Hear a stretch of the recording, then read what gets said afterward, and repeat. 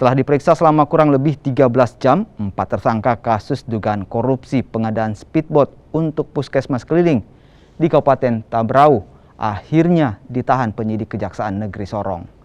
Keempat tersangka diantaranya Kepala Dinas Kesehatan Kabupaten Tambrauw berinisial PT, pejabat pembuat komitmen berinisial OB, kontraktor IAW, dan lainnya KK. Mereka diduga bekerja sama untuk mendapatkan proyek pengadaan speedboat tahun 2016 silam. Atas dugaan korupsi ini, negara dirugikan hingga 1,9 miliar rupiah. Keempatnya kini ditahan di Lapas Kelas 2B Sorong.